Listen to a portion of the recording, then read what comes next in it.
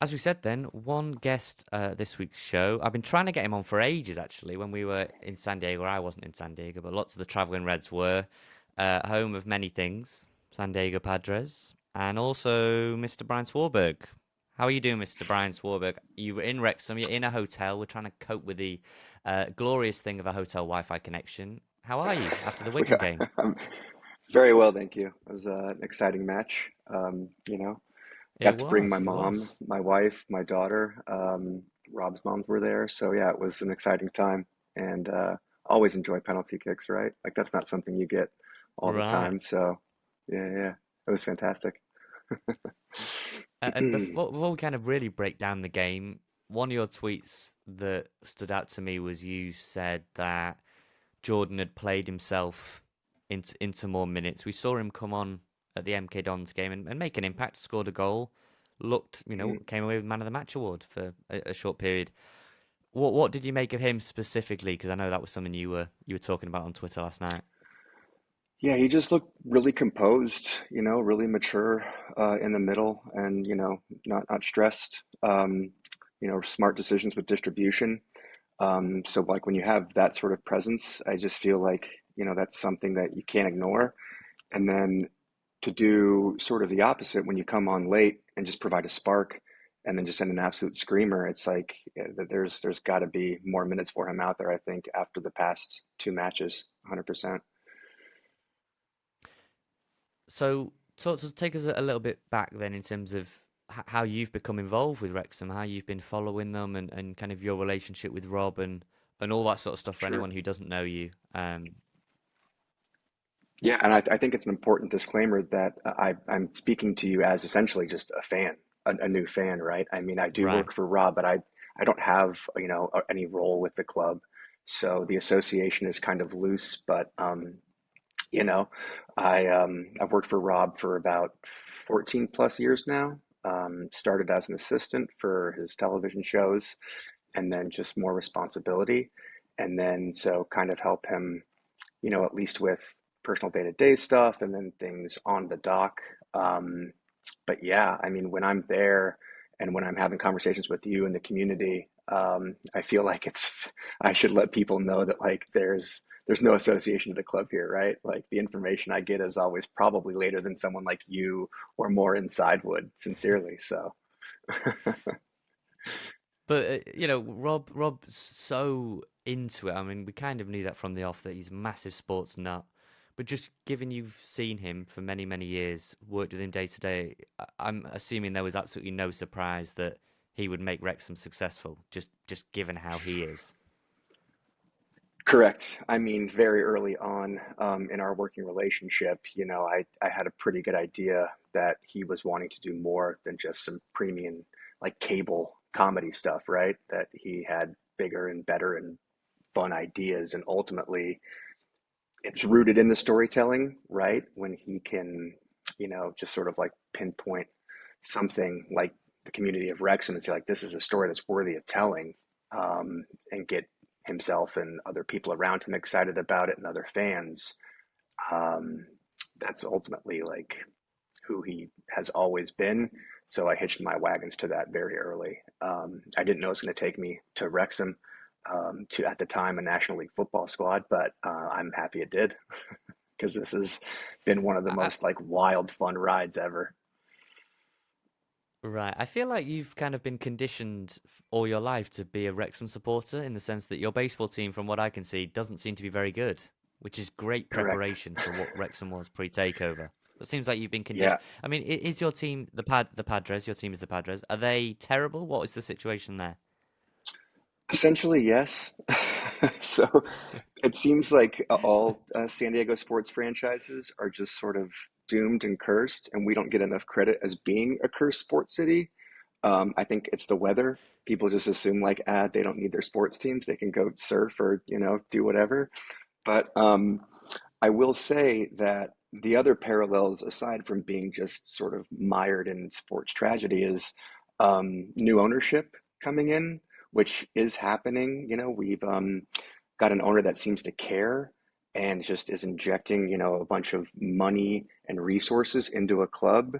So those parallels. So even though they're not having success this season, just to have an owner come in and actually care as much as the fans do, will come out and support you, which is why the Padres, are setting records for sellouts. There's a wait list for season tickets now. And, even when they were very bad, they're still never in the bottom third of the league in attendance, which for, teams that are only winning 60 games, which, that again, sort of parallel to Wrexham supporters, is like they were never in the bottom three of attendance other than, when they were striking he who shall not be named. So I just feel Right, like there right, are right. a lot of parallels to that. And God, I want that parade back in my hometown because that was just so amazing. I mean, just to have basically the entire population out there along the parade route was just, it's indescribable. So you always want that for, Y- your hometown and your own community.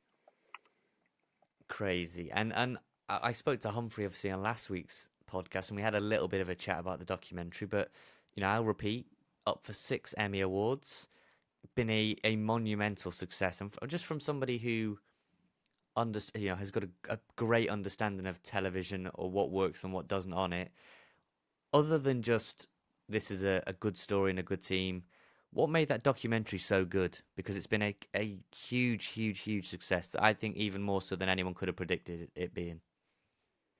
Yeah, I think there's a lot of reasons. I mean, obviously driven by Rob, who cares about telling this story so much, but I think having the community be such active participants, right? Be so willing to tell their stories and, open up a lot of personal lives, which, that's not easy to do. You have cameras coming, into your personal space. And yeah, I think just being willing to like share and tell a story. And then, the team that we have is great, the boardwalk and the editors. So I think it's just massive team effort from the Wrexham side, the club, the other clubs in the league also being willing to let us, get inside. I think it just honestly just full team effort, and then Rob and Ryan being great storytellers, just knowing how Y- to shape it in a way that's always going to be engaging and interesting and come back to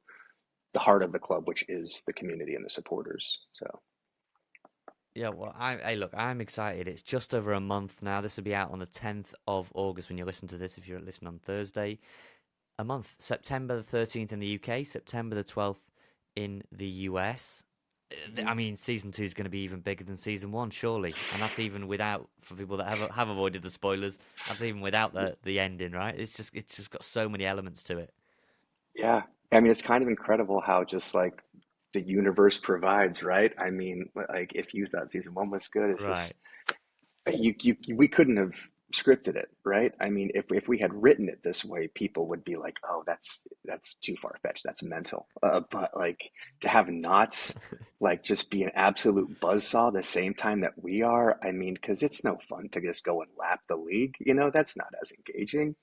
Sure. Um, so, to have them both just club setting records, and then, there's lots of other stuff obviously that happened throughout the season. I don't want to give any spoilers away either because I do know people that try to avoid like the ticker box and the score sheet and really want to watch this through the lens of the doc, which I think is really cool.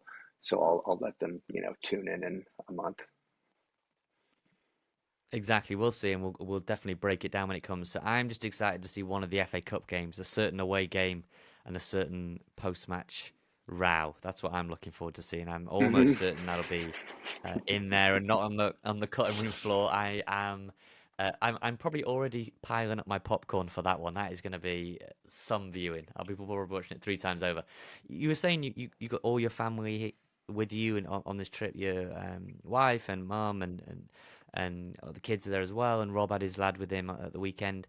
What's been their buy into it? Because obviously you're a big sports fan, as you said, the Padres, and hoping that they can bring success. But how have they bought into Wrexham and kind of this team, miles and miles and miles away that they now love like you do?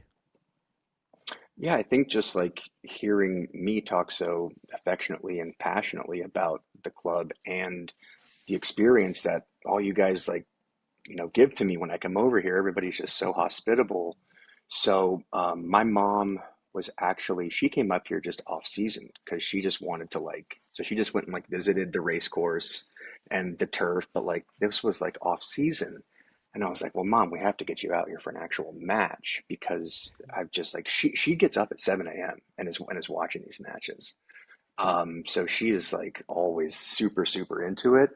And then she said after Saturday's match, like even though the result wasn't what we wanted, that it was just like she couldn't have even, as she was thinking about it or picturing it, that didn't do it justice and that it was unreal. So that is phenomenal to me.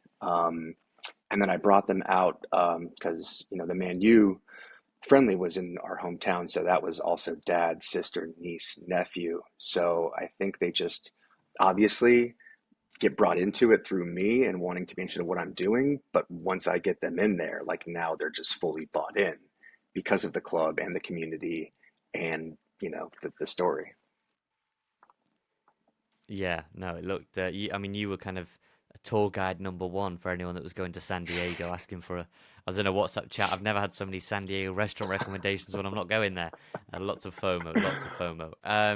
Well, before we get into a couple maybe quick fire ones, Wigan. Then, I mean, what have you been your early take on with 2 games in? We've had a chat with Rich already about kind of it changes. The mood changes fast, doesn't it? You lose 5-3 on the opening game Sure. and God, it's woo is me, and there's despair, and then you beat Wigan on penalties, a team from the league above, and suddenly it's not so bad. And we've mentioned a couple. I thought Max was really good. He was one that stood out for Hmm. me. Bickerstaff as well. Palmer.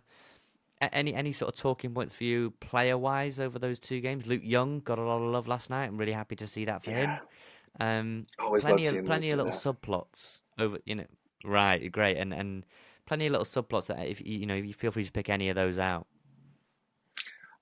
Personally, for me, I wasn't investing too much into the MK Dons results. Mm, they're a really good side that just barely was relegated.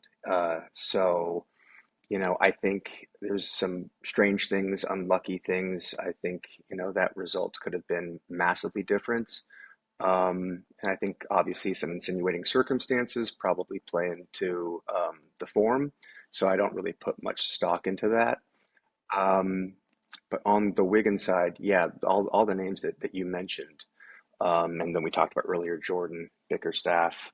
I think they were all great. And Mark again, not a ton of work, but when he had it, just solid, just holding it down. mm, And you want to give him a little bit of credit for 2 guys sailing it. Maybe, they feel like they've got to put it in a really specific right. place. So they just, give one to the crowd. I want to give him a little credit there. You got to But credit yeah, I the you got think to you got to credit the goalkeeper if they ever miss.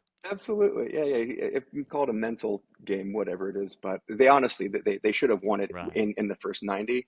A lot of good chances. It's just sort of like Saturday, couldn't quite find the back of the net. Well, I mean, we were seeing it head there and just like, how does that not drop? But still get the result. And I think it's a great showing. And the penalties give more excitement, like I was saying. Like that's, something you don't get a bunch.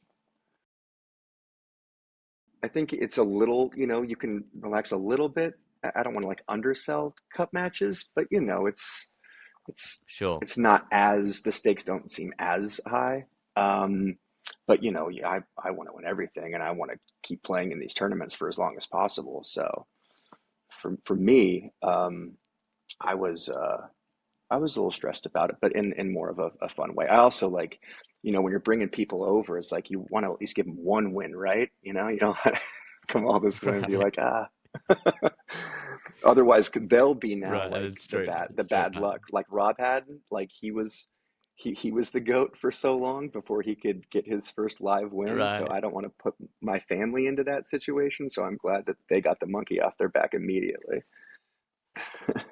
Yeah, we don't want the Swarberg curse. I think we were getting a little bit of No. stick internally for this McElhenney curse that we kept parroting. But he Uh-huh. ended up ending that against Maidstone, as we remember. Let's Hmm. just do a couple of quick fire ones then. Who do you think? Because you were there in Vegas partying with the lads. You know how they are off the pitch as well as on it. Who do you think, if you had to write a role for anyone on Sunny, who'd be the best on Sunny? Do you think? Oh, it sort of depends on the character. Um, what if it's the person who's like just reacting to it. Um, I do think a lot of them are funny and like in their own very different ways. Like Leighton, I think is just like so just dry and funny. So I think he could probably play in that world pretty well. Um, you know, Billy could obviously probably comfortably hold an audience for a time. So yeah, I'd say probably one of those two guys. And who do you think, these are the two that I had. So who was going to be on Sonny, and who do you think, if you had to put your family, if you had to put someone in charge of your child or your family members, who's the most responsible in that dressing room? Oh, Ben Tozer for sure. Like he's already got a couple kids, and he just, yeah, I feel like I could trust him probably more than anyone else in the locker room. Yes, yeah, he looks. Although he did seem to be letting his own hair down in Vegas, he seemed to be taking the full advantage of what Sure. Vegas was Look, I offering mean, for sure. I'm a 40-plus-year-old dad myself, so but when in Rome, right? When in Rome, exactly. And look, how before we wrap it up, how confident are you feeling for this season? As you know, me and Rich have gone on and said we think we can go up again. Where do you see it? You think we're still there? Yes. One game is not gonna define a season. Not at all. And I do think that's one of the best sides that we'll see all year. I think when we look back at this, they will, if not be in the top three already, they'll definitely be in the playoff spot. So, like I said, I'm not putting much into that with the wonky own goal and some other things. I think we'll ease into the season, and it's a long season, but at the end of it all, yeah, I do think we'll still be one of the top three.